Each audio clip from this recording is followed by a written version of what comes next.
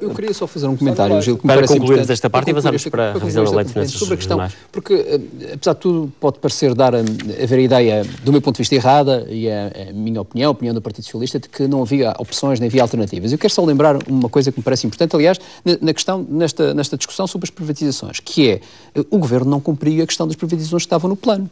A minha pergunta é, não cumpri porque não quis, ou não cumpri porque o Governo da República deixou que não cumprisse? E esta é uma questão de fundo. Porquê é que eu estou a colocar esta questão? Deixou. Abre a porta para outras situações. Claro, porque a questão é assim. Porquê que o Governo não cumpriu nesta questão, mas teve que cumprir na questão dos impostos, teve que cumprir na questão dos subsídios das pessoas, do aumento do IVA, sobretudo da restauração, por exemplo? Portanto, há aqui questões que para nós são muito complicadas de destrinçar. Ou seja, exatamente, mas aí voltamos à questão. É que nós não percebemos, ao fim de um ano de análise, nós não sabemos muito bem o que é que se passou ao longo deste ano de avaliação. E nós continuamos com dúvidas, porque, por exemplo, quando nós dizemos assim, e esta opção é muito importante, quando nós dizemos assim, epá, nós provavelmente poderíamos ter feito um ajustamento mais suave para as pessoas, para as famílias, para as empresas, e isto é muito importante, é se calhar o aspecto que nos preocupa mais, se, por exemplo, a opção de negociar com mais urgência e com mais determinação a questão das parcerias público-privadas, nomeadamente a via litoral e a via expresso. Como o Sr. Deputado sabe, nós estamos a pagar 126 milhões de euros por ano. E a pergunta é, esses 126 milhões é exatamente o aumento dos impostos que foi previsto obter no orçamento de 2012. E, portanto, a pergunta é, se essa opção tivesse sido o empenho do Centro Nacional de Negócios, se essa opção tivesse sido empenho do Governo Regional, provavelmente tínhamos opções diferentes. O que eu quero dizer é que um Governo PS tomava essa opção em primeiro lugar do que o aumento dos impostos. E faria no passado não teve esse exemplo, o Governo do PS. Estou a falar, não, o Governo do PS na Madeira não há exemplo. O Governo do PS na Madeira não há exemplo.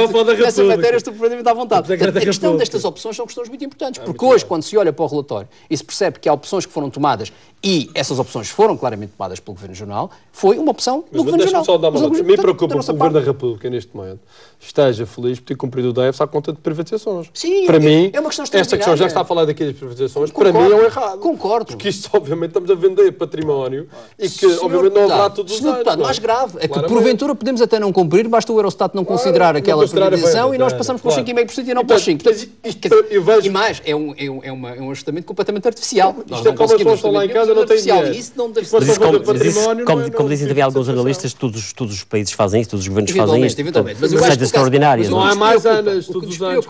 Mas o que nos preocupa no caso da Madeira, e por exemplo, quando eu falo nesta questão das parcerias público-privadas, estamos a falar de um custo que vamos ter durante 25 anos. Não estamos a falar de um ano só. Estamos a falar é que se esta negociação permitiria fazer isto. Que não está incluído. Por exemplo, a cota parte do Governo Regional na ANAM não estava incluído, se que eu saiba, no programa, e se houver uma verba correspondente à venda, se calhar já cobra o valor que está previsto no programa de ajustamento. Mas aí já saber se a Madeira consegue ir buscar receita da ANAM.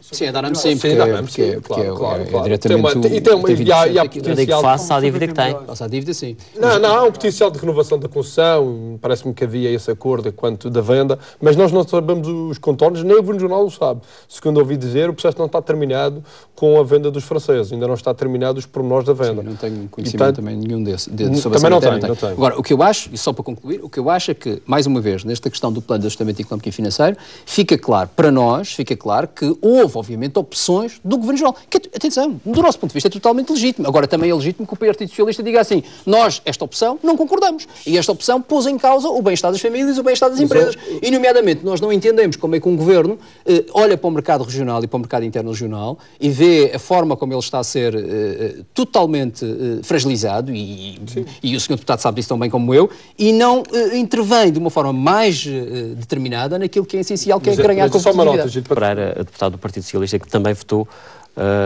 este parecer, enfim, em conjunto. Bom, não só votamos, como apresentamos propostas que enriqueceram o parecer que a Assembleia Legislativa da Região Autónoma da Madeira enviou. E eu quero, aliás, fazer uma primeira observação que me parece muito relevante e que é a seguinte. Nós, desde a primeira hora que desafiamos a um consenso nesta matéria, julgo que era uma matéria que nos unia a todos, não necessariamente apenas o Partido Socialista, mas desafiamos para esse consenso, e eu quero dizer que hoje nós estamos, obviamente, satisfeitos com a conclusão que a Assembleia Legislativa Regional chegou, mas ao mesmo tempo preocupados, e eu espero que essa preocupação seja ultrapassada. Porquê? Porque nós estamos ainda numa primeira fase de discussão. Esse consenso que era fundamental existir na Madeira existiu.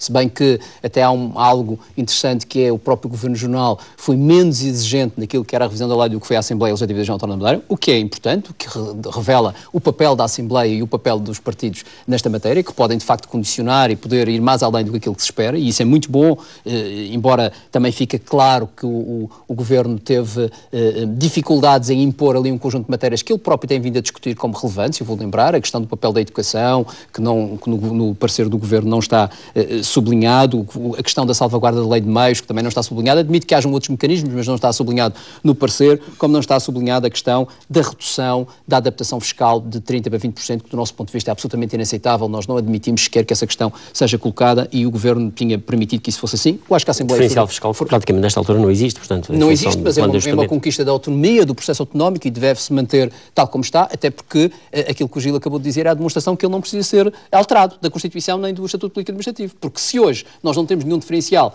e existem os 30%, então significa que se for preciso alguma vez aumentarmos os impostos, poderemos manter a nossa possibilidade de redução para 30%. Eu acho que isso seria uma perda lamentável do ponto de vista da região autónoma da Madeira. Mas quero dizer uma outra coisa importante. Eu espero que o PSD Madeira, que teve, e na pessoa do deputado Jaime Filipe Ramos, um comportamento absolutamente exemplar nesta matéria da conquista do consenso nesta questão. Temos que reconhecer isso porque nesta Assembleia só com uma maioria disponível para esse consenso é que há consenso e, portanto, essa maioria teve, na pessoa, como digo, do Presidente da Comissão, deputado Jaime Filipe Ramos, mas o mesmo não estamos a ver, e eu espero que isso seja ultrapassado no que diz respeito à Assembleia da República. Os últimos comentários do Sr. Deputado Guilherme Silva são assustadores do meu ponto de vista, que é, nós ainda não vimos os pareceres, vamos ver os pareceres, nós já propusemos as nossas propostas, o deputado Jacinto Serrano já fez as suas propostas, eu espero que haja bom senso no sentido de acalmar, digamos assim, as nossas expectativas, no sentido de que haja de facto um consenso generalizado e não pode ser menor do que aquele que se teve na Assembleia Legislativa da Região Autónoma da Madeira, tem que ser pelo menos igual ou até maior, se for caso disso, mais exigente, nós não ficaríamos satisfeitos com isso. Mas essa diferença de atuação do deputado Guilherme Silva, quero sublinhar aqui, porque quero sublinhar também que o início das negociações deste processo começou com o Sr. Deputado Guilherme Silva a dizer algo que não me parece razoável, que foi dizer que nós tínhamos retirado a tal cláusula de que a lei não podia reduzir os valores, ou que esta lei não podia reduzir os valores abaixo da lei de 2007, que o Sr. Deputado achou que aquilo era uma grande coisa. Julgo que foi um erro de percurso. Julgo que foi um erro de percurso e que espero que seja revista bem deste entendimento. Quero só dizer que esta lei é de facto muito pior que a lei de 2007 e só vou dar 2 exemplos que me parecem assustadores para a região. O primeiro é a introdução do equilíbrio orçamental. A introdução de uma cláusula de equilíbrio orçamental que exige que a região, se isso for para a frente, reduza 200 milhões de euros de despesa. E outro exemplo tem a ver com a questão do endividamento, porque se for aceita esta cláusula do endividamento, nós só nos podemos endividar para qualquer coisa, incluindo, por exemplo, para um hospital, daqui a 20 anos. Ora, isto é inaceitável para a região. É muito rápido, é só para dizer que o Partido Socialista já anunciou, e eu sublinho, se esta lei for aprovada tal como está, a matérias que são ilegais e que violam o Estatuto, o Partido Socialista colocará a lei... Fica a nota, agradeço.